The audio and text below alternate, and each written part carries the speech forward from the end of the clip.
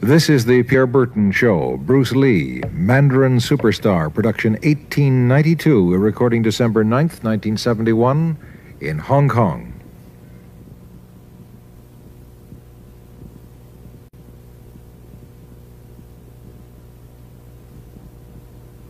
Bruce Lee faces a real dilemma. He's on the verge of stardom in the United States with a projected TV series on the horizon, but he's just achieved superstardom as a film actor here in Hong Kong. So what does he choose, the East or the West?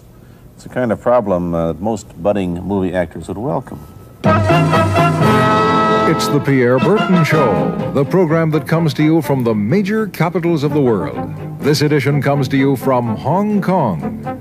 And Pierre's guest is the man who taught karate, judo, and Chinese boxing to James Garner, Steve McQueen, Lee Marvin, and James Coburn. The newest Mandarin superstar, known in the West for his appearances in Batman, The Green Hornet, Ironside, and Longstreet. His name is Bruce Lee, and he doesn't even speak Mandarin. And here's Pierre. Well, how can you play in Mandarin movies if you don't even speak Mandarin? How do you do that? Well, first of all, I speak only Cantonese. Yeah. So, I mean, there is quite a difference as far as pronunciation and things like that go. So somebody else's voice is used, right? For Definitely, you? definitely. You just make the words. Doesn't that sound strange when you go to the movies, especially in Hong Kong, in your own town, and you see yourself with somebody else's voice? Well, not really, you see, because most of the Mandarin pictures done here are dubbed anyway. They're dubbed anyway? Anyway, I mean, disregard. I mean, they shoot without sound. So it doesn't, make any difference. Your lips never quite make the right words, do they? Yeah, well, that's where the difficulty lies, you see. I mean, in order to, because the Cantonese have a different way of saying things, different from the Mandarin. Yeah. So I have to find, like, something similar to that and keep a kind of a feeling going behind that. Something that matching the Mandarin deal. Like the old silent days. Complicated? Like the old silent days. But I gather in the movies made here, the dialogue is pretty stilted anyway. Yeah, I agree with you. I mean, see, to me, a motion picture is motion. Yeah. I mean, you gotta keep the dialogue down to the minimum. Did you look at many Mandarin movies before you started playing in the first one? Yes. What did you think of them when you saw them? Quality-wise, I mean, I have to admit that it's not quite up to the standard.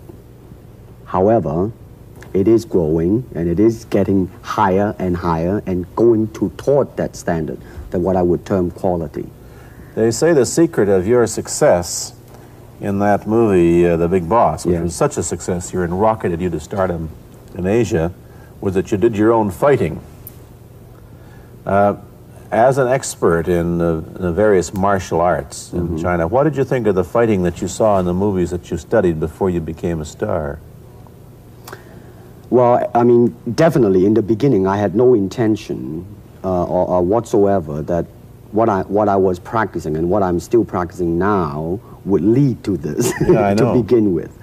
But martial art has a very, very deep meaning as far as my life is concerned, because as an actor, as a martial artist, as a human being, all these I have learned from martial art. Maybe for our audience who doesn't know what it means, you might explain exactly what you mean by martial art. Right.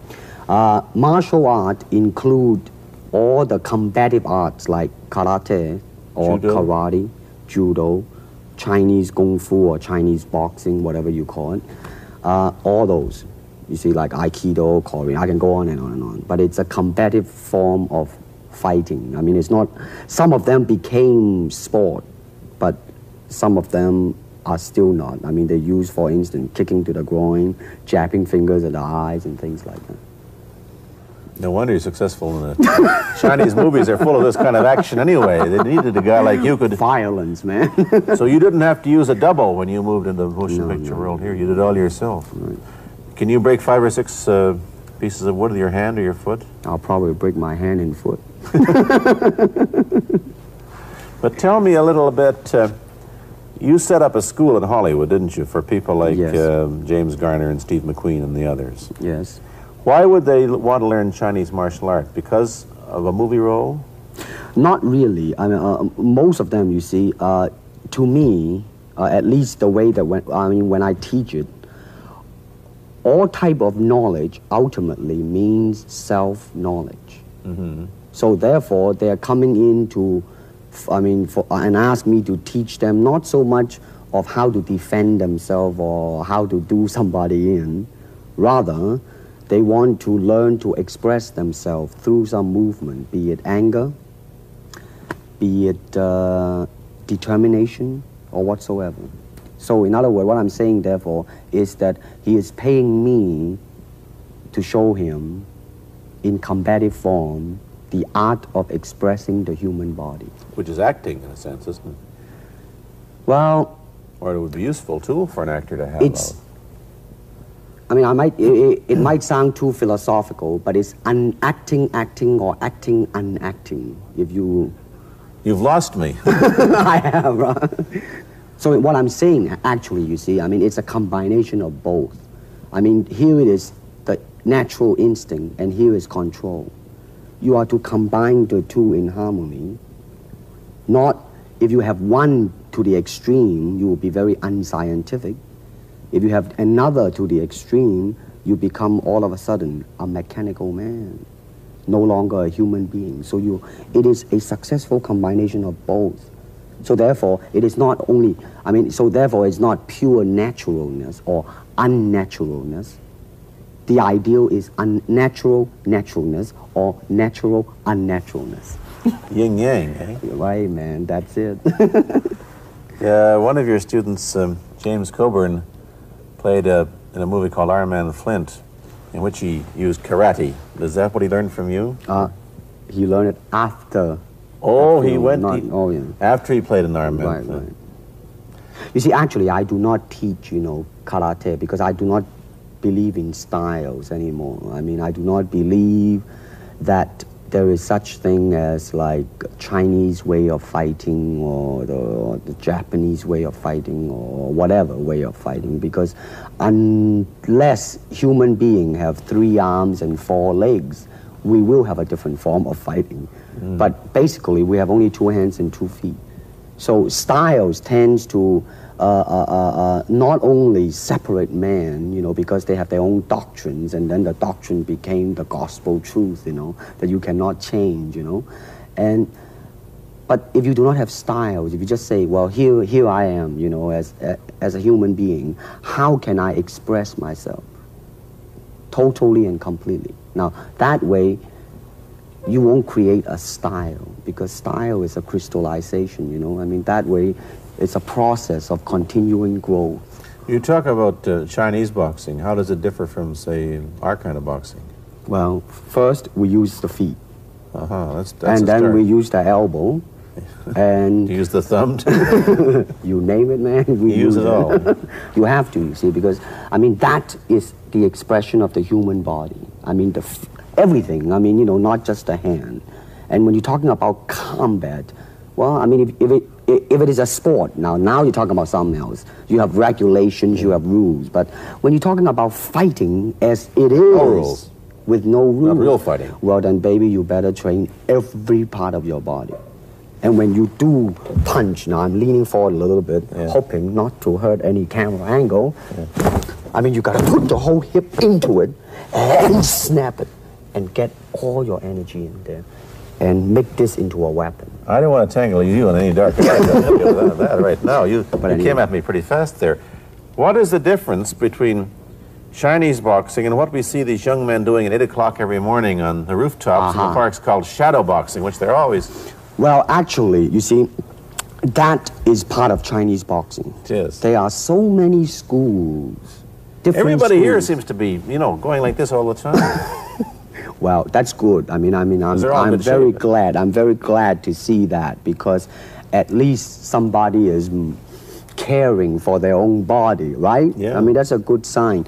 Well, it's a kind of a slow form of exercise, which is called Tai Chi Chuan.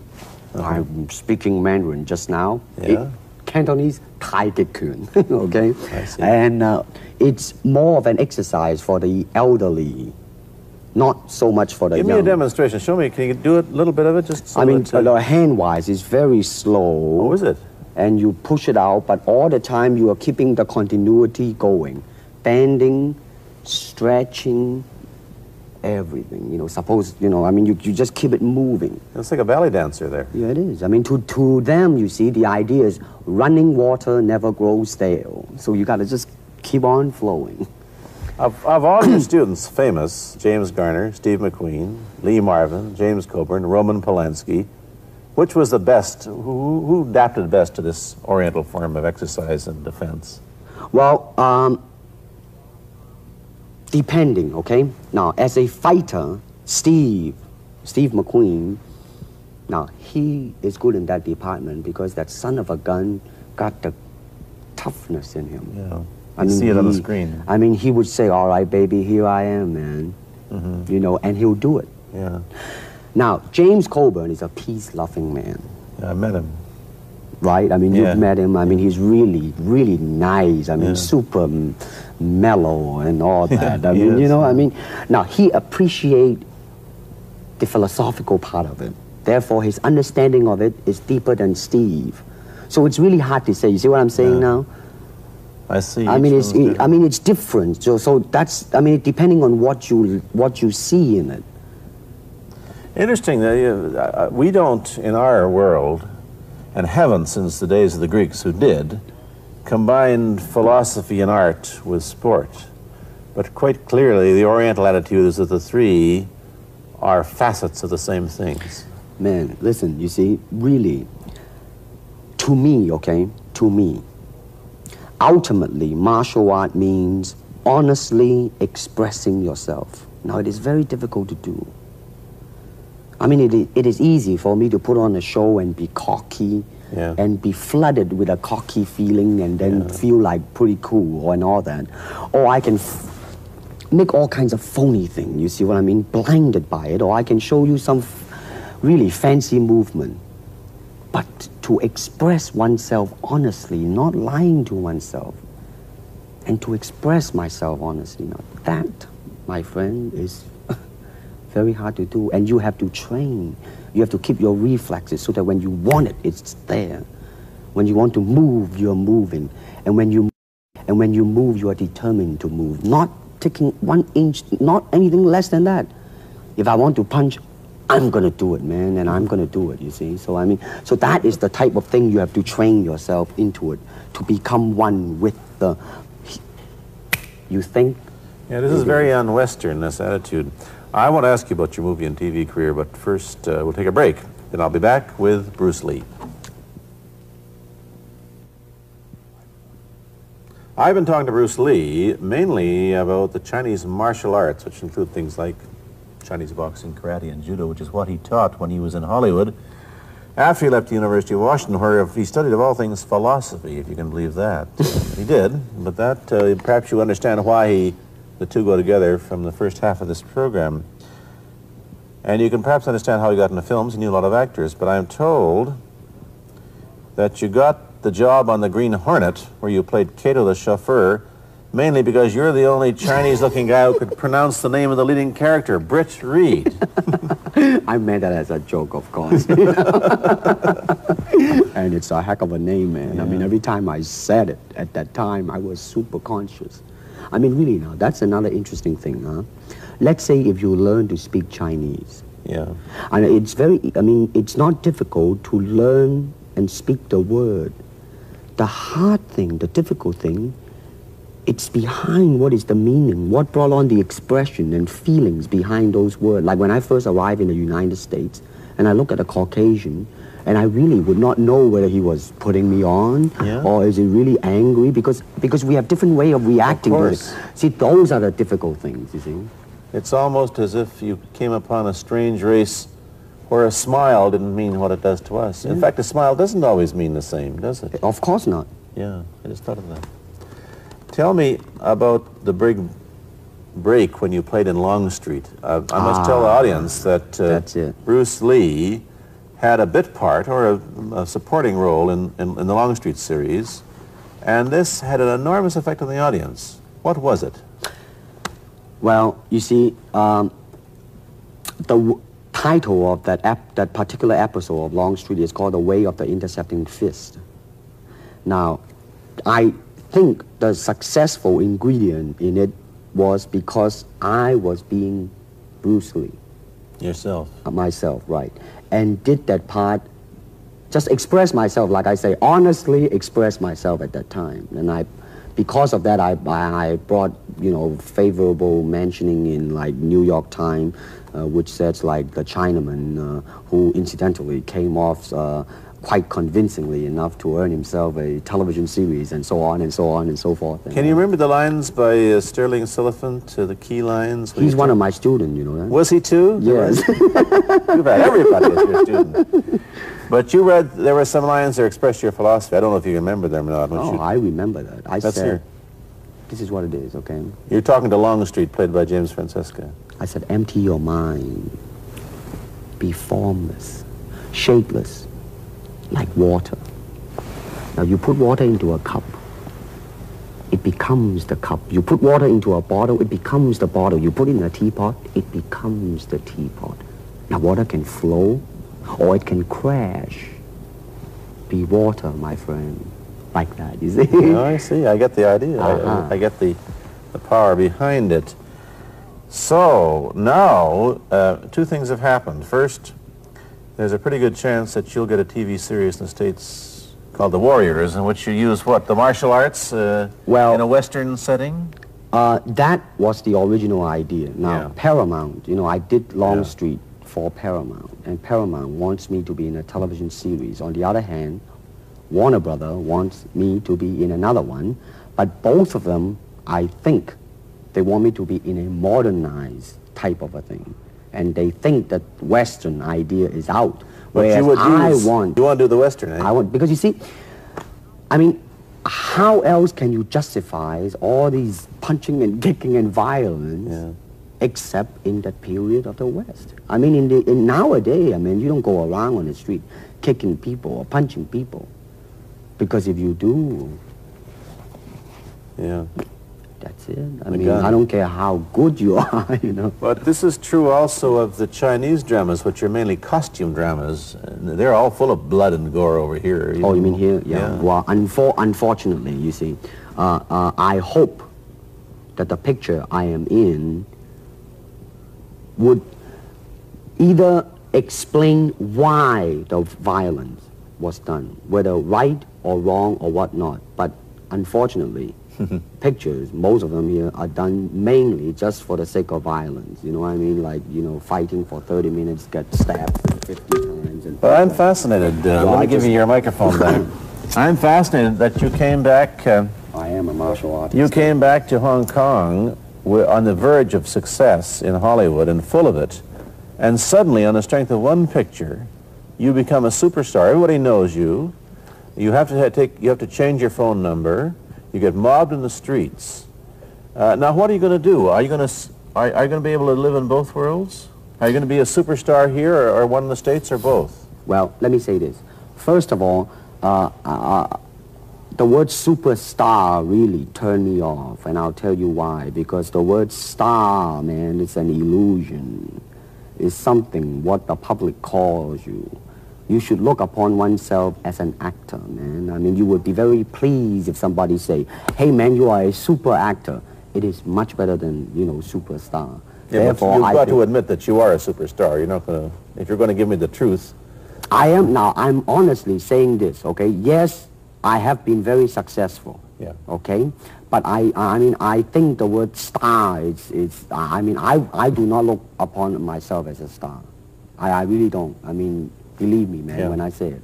I mean, I'm not saying it because what are you going to do? Let's get back to the question. Okay. Are you going to stay in Hong Kong and be famous? Or are you going to go to the United States and be famous? Or are you going to try and eat your cake and have it too? I am going to do both because, you see, I have already made up my mind that in the United States, I think something about the Oriental, the true Oriental should be shown. Hollywood sure as heck hasn't. You better believe it, man. I mean, it's always that pigtail and bouncing around, chop, with the eyes slant and all that. And I think that's very, very out of Is it true that you were the first job you had was being cast as Charlie Chan's number one boy? Yeah, number one son, yeah. No, they never made a movie. No. They were going to make it into like a new Chinese James Bond type of a thing. Now that, you know, the old man Chan is dead, Charlie is dead, and his son is carrying on. But they didn't do that. No. Batman came along, you see, because, and then everything was started to be going into that, you know, that kind of which you were in. But I mean, by the way, I did a really terrible job in that, I have to say. Really? You didn't like yourself? I didn't see it. Let me ask you, however, about the problems that you face as a Chinese hero in an American series. Have people come up in the industry and said, well, we don't know how the audience are going to take a non-American? Well, such question has been raised. In fact, it is being discussed, and that is why The Warrior is not going to be on. I see. You see, because unfortunately, such thing does exist in this world, you see, like, I don't know, certain part of the country, right? Where, like, they think that business-wise, it's a risk. And I don't blame them, I mean, in the same way, it's like in Hong Kong, if a foreigner come and became a star, if I were the man with the money, I probably would have my own worry of whether or not the acceptance would be there. But that's all right, because if you honestly express yourself, it doesn't matter, see? Because are you, how about the other side of the coin? Is it possible that you are, I mean, you're fairly hip and fairly Americanized. Are you too Western for Oriental audiences, do you think? Oh, man, like, how? I have been criticized for that. You have, eh? Oh, yes, definitely. So. Well, let me say this. When I do the Chinese film, I'll try my best not to be as American as I, you know, have been adjusted to for the last 12 years in the States. But when I go back to the States, it seems to be the other way around. You know what I mean? Too exotic, eh? Yeah, man. I mean, they're trying to get me to do too many things that are really for the sake of being exotic. You understand what I'm trying to say? Oh, sure.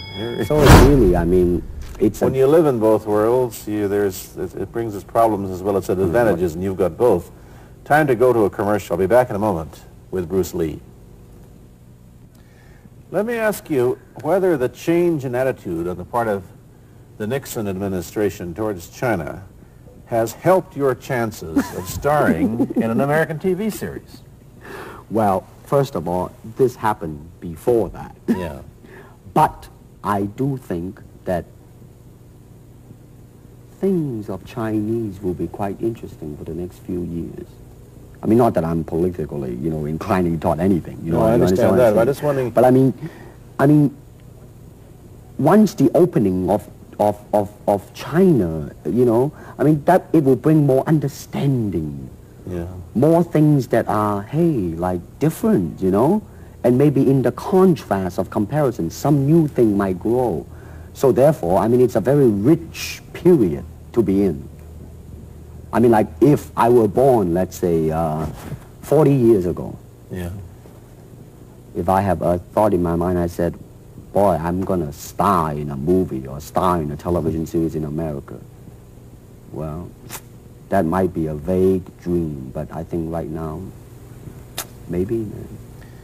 You still think of yourself Chinese, or do you ever think of yourself as North American? You know what I want to think of myself?